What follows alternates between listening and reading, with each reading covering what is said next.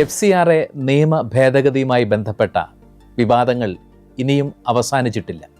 ക്രൈസ്തവ സഭകളുടെ പ്രതിഷേധ സ്വരങ്ങളെ കണക്ക് കൊടുക്കാനുള്ള മടിയാണെന്ന് ഉള്ള കാരണം പറഞ്ഞ് അടിച്ചമർത്താനുള്ള ശ്രമങ്ങൾ പല ഭാഗത്തുനിന്നും ഉയരുന്നുണ്ട്. യഥാർത്ഥത്തിൽ കണക്കുകൾ എന്നുള്ളത് ഈ പുതിയ നിയമ ഭേദഗതിയുടെ ഒരു വിഷയമേ അല്ല.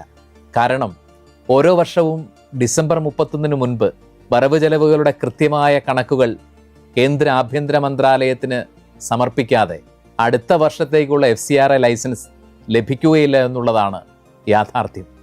അതുകൊണ്ട് തന്നെ കണക്കില്ല എന്നുള്ള മുടന്തൻ ന്യായം പറഞ്ഞ് നീതിക്ക് വേണ്ടിയുള്ള പ്രതിഷേധ സ്വരങ്ങളെ അടിച്ചമർത്താനുള്ള ശ്രമമാണ് നടന്നുകൊണ്ടേയിരിക്കുന്നത്. എന്നാൽ ഇതിലപ്പുറം പലരും ചർച്ച ചെയ്യാത്ത ഈ നിയമ ഭേദഗതിയുടെ ഒരു വലിയ ഇരയായിത്തീരുന്നത് ഭാരതത്തിലെ സന്നദ്ധ സംഘടനകളുടെ പ്രവർത്തനങ്ങളാണ്. കാരുണ്യ പ്രവർത്തനങ്ങൾക്ക് വിലങ്ങു വെച്ചുകൊണ്ടിരിക്കുകയാണ് പുതിയ നിയമ ഭേദഗതിയിലൂടെ. ആധുനിക ഭാരതത്തിൻ്റെ സാമൂഹിക സാമ്പത്തിക പുരോഗതിയുടെ ചരിത്രത്തിൽ NGOകൾ തീർത്ത വികസന മാതൃകകൾ വിസ്മരിക്കാനാവാത്തതാണ്. ഭരണകൂട സംവിധാനങ്ങളുടെ കണ്ണെത്താത്ത, കാൽപ്പാടുകൾ പതിയാത്ത ഉൾനാടുകളിൽ പോലും സ്നേഹത്തിൻ്റെയും പുരോഗതിയുടെയും വെളിച്ചമെത്തിക്കാൻ ഈ പ്രസ്ഥാനങ്ങൾക്ക് കഴിഞ്ഞിട്ടുണ്ട്. ദളിത്, ആദിവാസി വിഭാഗങ്ങൾ, സ്ത്രീകൾ, കുട്ടികൾ, ഭിന്നശേഷിക്കാർ, അഗതികൾ, എയ്ഡ്സ് രോഗികൾ, കുഷ്ഠരോഗികൾ തുടങ്ങിയവരുടെ അവകാശ സംരക്ഷണത്തിലും അവരുടെ ജീവിത നിലവാരം ഉയർത്തുന്നതിലും NGOകൾ വഹിച്ച പങ്ക് വിപ്ലവകരമാണ്. രാജ്യത്തിൻ്റെ ഗ്രാമീണ മേഖലകളിൽ ലക്ഷക്കണക്കിന് ആളുകൾക്ക് സൗജന്യവും ഗുണമേന്മയുള്ളതുമായ സേവനങ്ങളാണ് ഇവർ ഉറപ്പാക്കിയത്. പ്രളയവും ഭൂകമ്പവും പോലുള്ള പ്രകൃതി ദുരന്തങ്ങൾ രാജ്യത്തെ ഉലയ്ക്കുമ്പോൾ ഭരണകൂടത്തോടൊപ്പം തോളോട് തോൾ ചേർന്ന് ദുരിതാശ്വാസ പ്രവർത്തനങ്ങളിലും പുനർനിർമ്മിതിയിലും പുനരധിവാസത്തിലും ഇവർ ജീവൻ പണയം വെച്ച് മുന്നിൽ നിന്നിട്ടുണ്ട്.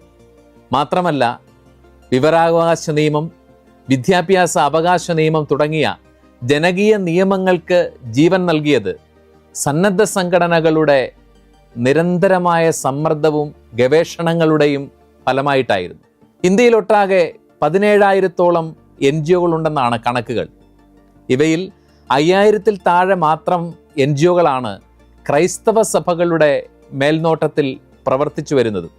ഇന്ത്യയിലുടനീളമുള്ള കത്തോലിക്ക സന്നദ്ധ സംഘടനകൾ രാജ്യത്തിൻ്റെ നിർമ്മിതിയിലും പാർശ്വവൽക്കരിക്കപ്പെട്ടവർ ജനവിഭാഗങ്ങളുടെ ഉന്നമനത്തിലും വഹിച്ച പങ്ക് വാക്കുകൾക്കതീതമാണ്.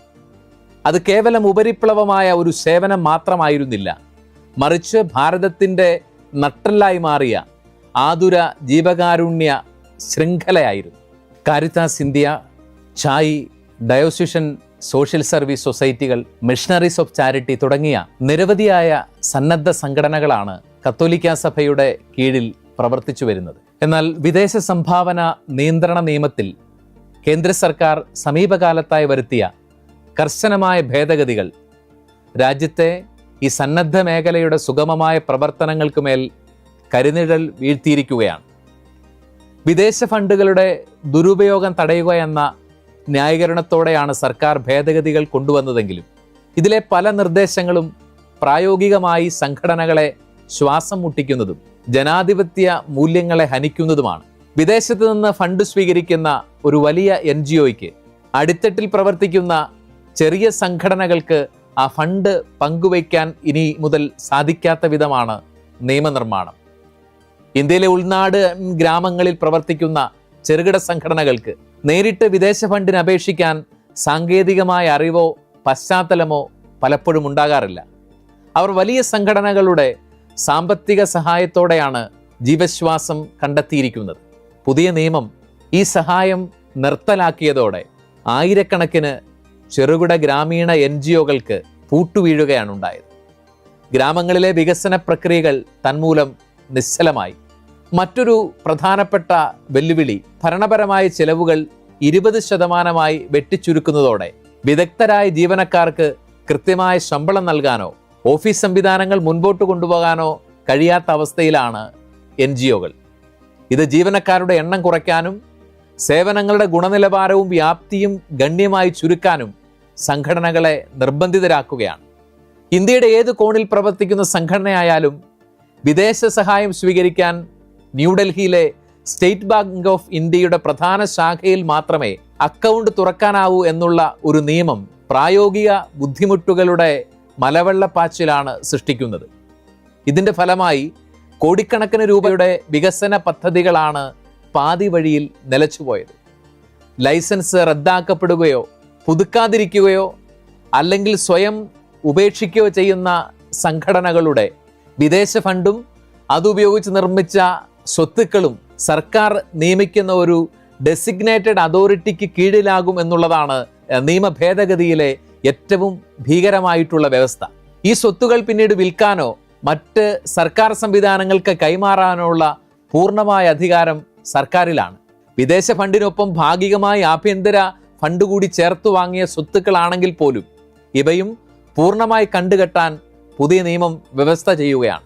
ഒരുപക്ഷെ കേവലം സാങ്കേതികമോ ഭരണപരമോ ആയ കാരണങ്ങളാൽ ലൈസൻസ് നഷ്ടപ്പെടുന്ന ഒരു സംഘടനയുടെ സ്വത്തുക്കൾ സർക്കാരിലേക്ക് കണ്ടുകെട്ടുന്നത് താഴെ പറയുന്ന കാരണങ്ങളാൽ പൂർണ്ണമായും ഭരണഘടനാ വിരുദ്ധവും ജനാധിപത്യ അവകാശങ്ങളുടെ ധ്വംസനവുമായിട്ടാണ് വിലയിരുത്തപ്പെടുന്നത്.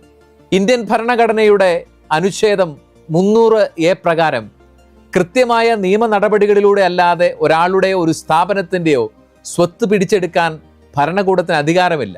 ഒരു NGO അതിൻ്റെ ലക്ഷ്യങ്ങൾക്കായി പൊതുജനങ്ങളുടെയോ വിദേശ സഹായത്തോടെയോ നിയമപരമായി ആർജിച്ച സ്വത്തുക്കൾ വിവേചനാധികാരം ഉപയോഗിച്ച് പെട്ടെന്നൊരു ദിവസം സർക്കാർ കണ്ടുകെട്ടുന്നു എന്ന് പറയുന്നത് ഈ ഭരണഘടനാ സംരക്ഷണത്തിൻ്റെ നഗ്നമായിട്ടുള്ള ലംഘനമാണ്. ഒരു സംഘടനയ്ക്ക് വീഴ്ച സംഭവിക്കുന്നത് ഗൗരവമേറിയ ക്രമക്കേടുകൾ കൊണ്ടായിരിക്കണമെന്ന് പലപ്പോഴും നിർബന്ധമില്ല.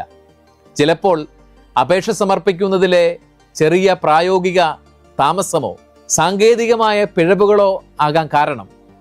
ഇത്തരമൊരു ചെറിയ ഭരണപരമായ പിഴവിന് ലക്ഷക്കണക്കിന് ആളുകൾക്ക് തണലായ ആശുപത്രികളും വിദ്യാലയങ്ങളും ഉൾപ്പെടുന്ന വലിയ ആസ്തികൾ പിടിച്ചെടുക്കുന്നത് അങ്ങേയറ്റം ക്രൂരവും അന്യായവുമാണ് എന്നുള്ളത് തിരിച്ചറിയേണ്ടതുണ്ട്. കുറ്റത്തിന്റെ വ്യാപ്തിയും ശിക്ഷയും തമ്മിൽ ഇവിടെ യാതൊരു തുല്യതയുമില്ലെന്ന് വ്യക്തമാവുകയാണ്. ഈ സ്വത്തുക്കൾ തിരികെ നൽകണോ വേണ്ടയോ എന്നത് കോടതികൾക്ക് പകരം സർക്കാർ ഉദ്യോഗസ്ഥരുടെ അഥവാ ഡെസിഗ്നേറ്റഡ് അതോറിറ്റിയുടെ തികച്ചും വ്യക്തിപരമായ തീരുമാനത്തിന് വിട്ടു നൽകിയിരിക്കുകയാണ്. സ്വതന്ത്രമായ ഒരു ജുഡീഷ്യൽ പരിശോധനയ്ക്ക് മുൻപ് തന്നെ സ്വത്തുക്കൾ ഉദ്യോഗസ്ഥ മേൽനോട്ടങ്ങൾക്ക് മാറ്റാനുള്ള അനുവാദം നൽകുന്നത് സ്വാഭാവിക നീതിയുടെ പരസ്യമായ ലംഘനം കൂടിയാണ്. വിദേശ ഫണ്ടിനൊപ്പം പ്രാദേശികമായ സംഭാവനകൾ കൂടി ചേർത്തുകൊണ്ടാണ് പല സംഘടനകളും കെട്ടിടങ്ങളും മറ്റ് വികസന പദ്ധതികളും ആവിഷ്കരിച്ചിട്ടുള്ളത്. വിദേശ ലൈസൻസ് റദ്ദാക്കപ്പെടുമ്പോൾ തന്നെ അവയ്ക്കൊപ്പം ആഭ്യന്തര ഫണ്ടുകൾ കൂടി ഉൾപ്പെട്ട മൊത്തം സ്വത്തുക്കൾ സർക്കാർ കണ്ടുകെട്ടുന്നത് ഇന്ത്യൻ പൗരന്മാർ ആ സംഘടനയിലൂടെ രാജ്യത്തിന് നൽകിയിട്ടുള്ള സേവനത്തെയും ആ സംഘടനയുടെ വിശ്വാസത്തെയും അവരുടെ നിക്ഷേപത്തെയും തട്ടിയെടുക്കുന്നതിന് തുല്യമാണ്. വിദേശ ഫണ്ടുകളുടെ ദുരുപയോഗം തടയുക എന്ന ലക്ഷ്യത്തിനപ്പുറം ഈ സ്വത്ത് കണ്ടെത്തൽ വ്യവസ്ഥ സന്നദ്ധ സംഘടനകളെ ഭയത്തിന്റെ നിഴലിൽ നിർത്താനും അവരുടെ സ്വതന്ത്രമായ ശബ്ദത്തെ അടിച്ചമർത്താനുമുള്ള ഒരു ആയുധമായിട്ട് മാറുന്നു എന്നുള്ളതാണ് യാഥാർത്ഥ്യം.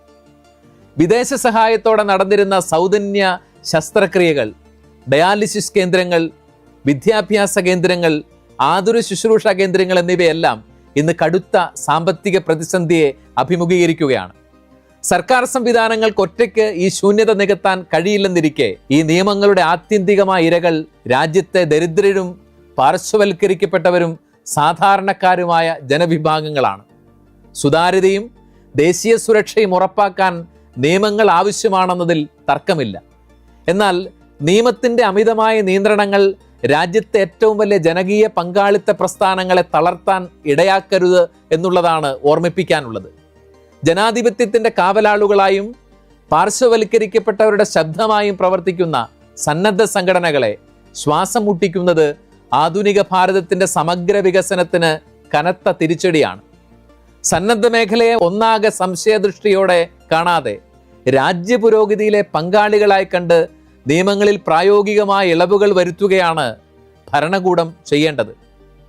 ദരിദ്രരും പാർശ്വവൽക്കരിക്കപ്പെട്ടവരുമായ ആളുകൾ ഇന്ത്യയിൽ ഉള്ള കാലത്തോളം സന്നദ്ധ സംഘടനകളും അവയിലൂടെ നിർബാധം നടന്നുകൊണ്ടിരിക്കുന്ന കാരുണ്യപ്രവർത്തികളും ഈ രാജ്യത്തിന് ആവശ്യമാണ്. സന്നദ്ധ സംഘടനകൾക്കൊന്നാകെ വിലങ്ങു വീഴ്ത്തുകയും അവയെ ഭയത്തിന്റെ കരുനിഴലിൽ നിർത്തുകയും ചെയ്യുന്ന പുതിയ നിയമനിർമ്മാണങ്ങൾ യഥാർത്ഥത്തിൽ കാരുണ്യത്തിന് വിലങ്ങുവെക്കുന്ന ക്രൂരതയാണെന്ന് പറയാതെ വയ്യ.